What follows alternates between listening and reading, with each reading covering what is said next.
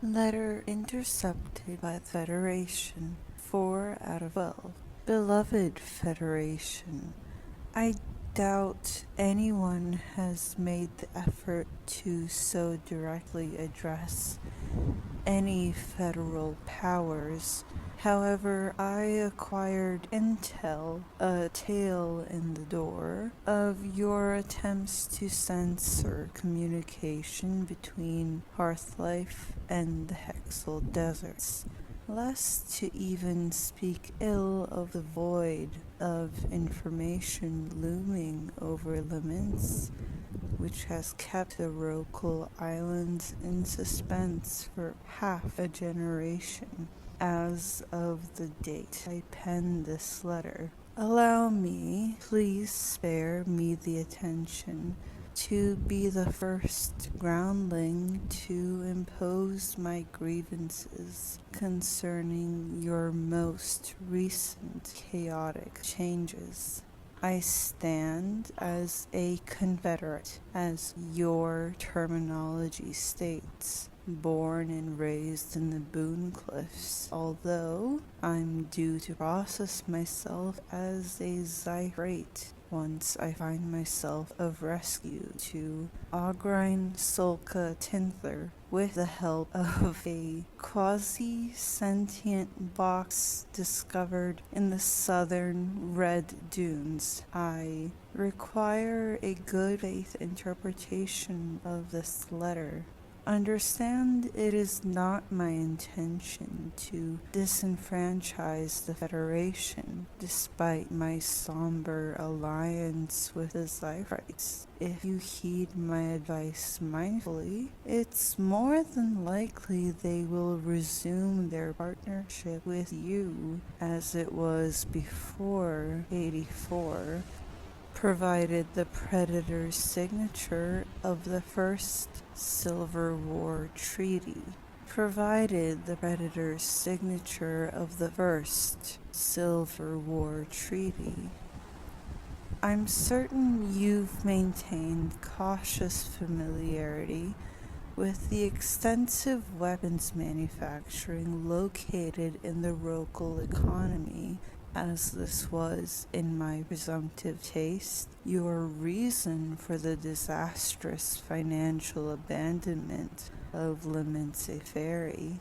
There is evidence to suggest the Hunchjacket Academy of Rokal Principles Harp has been exploiting a legal loophole in order to harvest metal ore from Zephyr Moon under the guise of collecting educational material. This loophole allows them to bypass fair trade with the Zyrites, as well as cover up many legal discrepancies regarding its trade in the underground metal market, in favor of nearly exponential profit margins for themselves.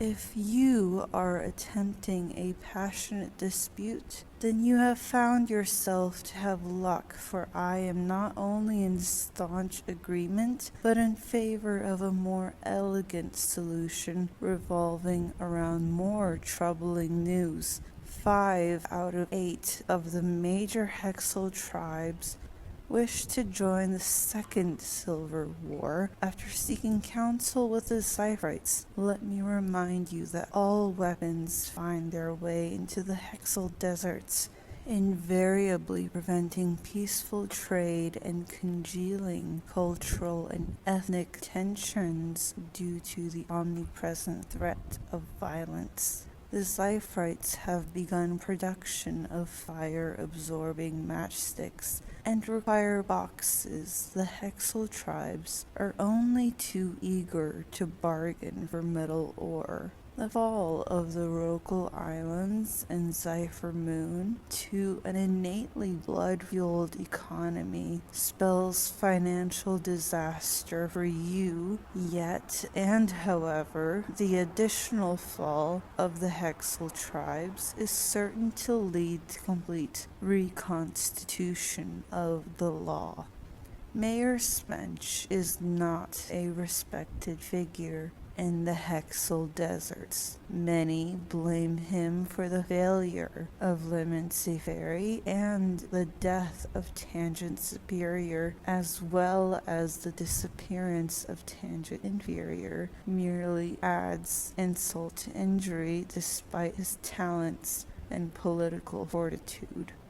The Zyphrites have also received suspicious orders for dozens of hat suits and matchsticks, all paid for anonymously, naturally, with the financial liquidity known only by the creditors who'll fish the second card. This has no bearing to my ultimate ace, except to declare the Zyphrites and I aren't blind to your folly and abuse of trust implied by such orders. We can and will refuse them. The Hexal tribes will supply us with more than enough to survive. If I may inspire a creative solution, consider addressing Harp's illicit stock of metal ore from Zypher with as much urgency as possible. Several months of economic-based research has returned me to this conclusion like a room made out of mirrors. If this letter proves ineffective, then prepare yourselves for a more apathetic response from the Zyphrites themselves. Your best, Confederate, Dino.